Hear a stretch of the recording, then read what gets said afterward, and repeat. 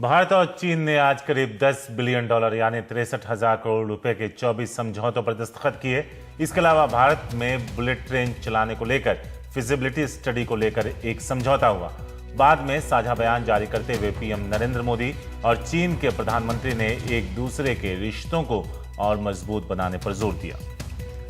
PM Modi ने कहा कि वीजा नीति और सीमा विवाद जैसे मुद्दों पर चीन ने भारत की चिंताओं को गौर से सुना है। उन्होंने कहा कि ये सदी एशिया की सदी है और अब समय आ गया है कि दोनों देश एक दूसरे पर ताकत बने।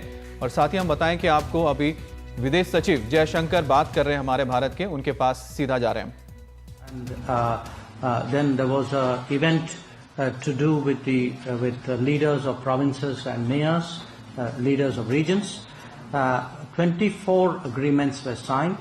And we released a joint statement. I think most of you would have seen the joint statement. Most of you would be familiar with the agreements.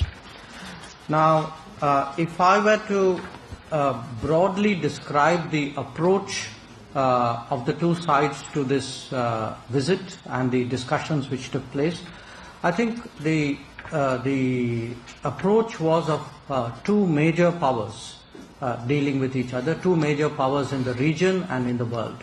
And we've actually, in China, there is a tradition of using certain phrases to connote the nature of the relationship. So you will see this referred to in the joint statement that India and China, it talks of the re-emergence of India and China as two major powers in the region and the world.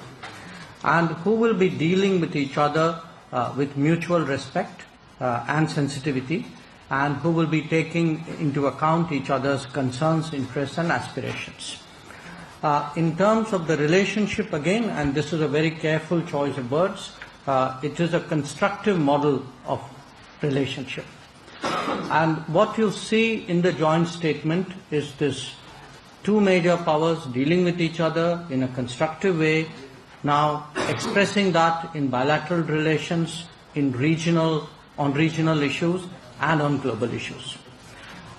Two words that came up very often in the conversation both yesterday and today were strategic communication and strategic coordination. Again, I put those two words in the context of the two major powers. Now, what I'd like to do is to walk you through clusters of issues so that the joint statement has a certain flow, but perhaps this reflects the nature of the discussions a little more accurately. I think there was an overall sense that we needed to move on the outstanding issues, but we also needed to develop a more positive narrative of our relationship and to build higher levels of trust. If I can sort of give you again a flavor of the conversation, Prime Minister Modi, for example, said that when it comes to our relationship, there's no question of going back, but standing still was also not an option, and the only way was to move forward.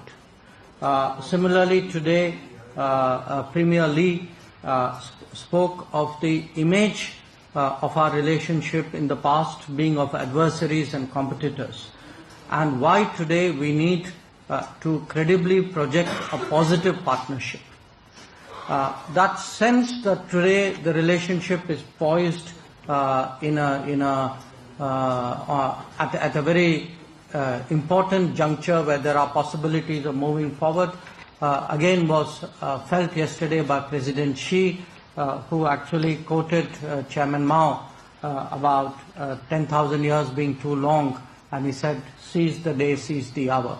So there is that sense on both sides at the leadership level that it is possible for the two countries to do more, that the opportunities are there. Yes, we have issues and we must address those issues, but that should not lead us to neglect the possibilities and the opportunities we have.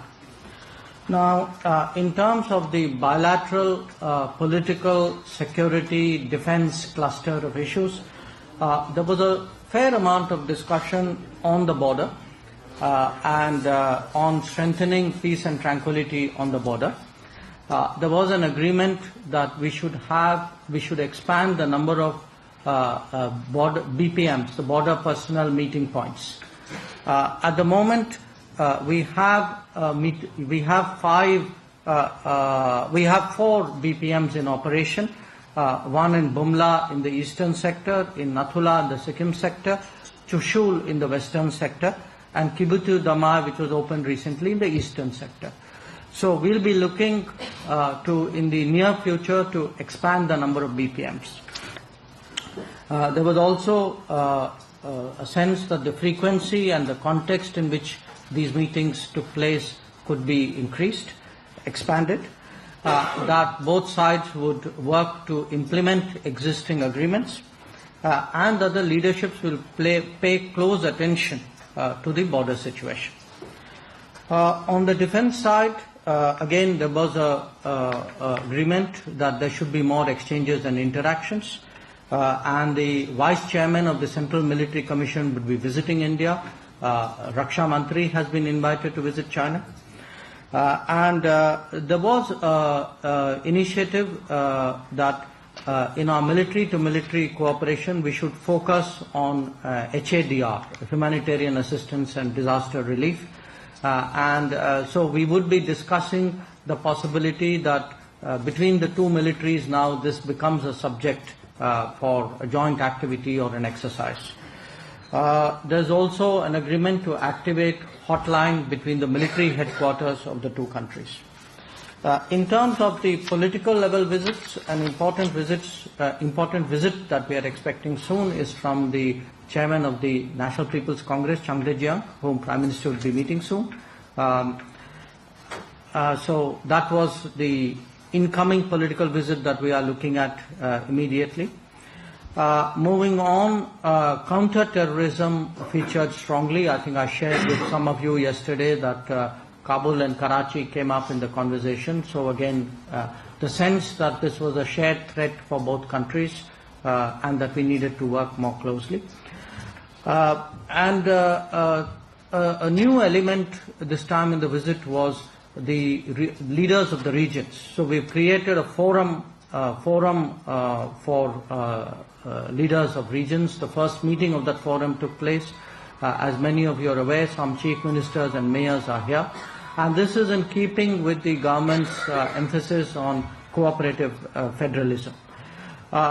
Another important development was that we institutionalized a practice between the International Department of the Communist Party and the Ministry of External Affairs. We used to organize visits of chief ministers and party leaders, provincial party leaders. In fact, Prime Minister himself came to China on one of those invitations. So we today signed an agreement. We signed agreement for a sister state relationship to sister city relationships. So as you can see, the federal, provincial, regional aspect of our cooperation is gathering ground. We also agreed to open an additional consulate. The Chinese will do so in Chennai, we will do so in Chengdu. Again, that reflects the sort of a more intense, a more broad-based relationship which requires more servicing, in a sense, on both sides. That broadly was the political defense security side. On the economic side, and we now use this term close developmental partnership, I think the most important takeaway today was an agreement that we would set up a high-powered task force which will look at economic issues, which will look at the trade deficit, look at IT issues, look at pharma issues, agricultural issues, manufacturing issues. There was a fair amount of discussion on what the problems were, what could be done. It was a fairly specific discussion in some cases. Some of it took place yesterday with President Xi. Some of it in greater detail took place today with Premier Li. We are also in this context, I would flag, we would be the partner country, the guest of honor at the China South Asia Expo this year in Kunming. There was some discussion on in the investment climate and ease of doing business, and review of the proposal. आपको बता दें कि अभी विदेश सचिव भारत के जयशंकर वो कुछ अहम मुद्दों पर बात कर रहे थे। उन्होंने एक बहुत अहम बात की, जो बातचीत हुई है प्रधानमंत्री ली और प्रधानमंत्री मोदी के बीच में। उन्होंने कहा है कि पीछे जाना मुमकिन नहीं है, खड़े भी रहना नहीं सकते, इसीलिए आगे बढ़ना ही एक विकल्प है। यानी कि दोनों देशों के बीच अब एक ही विकल्प बचता है कि वो आगे बढ़ें। इसके अलावा सैन्य, दोनों देशों के बीच, सेना के बीच भी सहयोग की बात की है। रक्षा मंत्री सैन्य सहयोग बढ़ाने पर भी बात हुई है और साथ ही भारत के रक्षा मंत्री को भी आमंत्रित किया गया।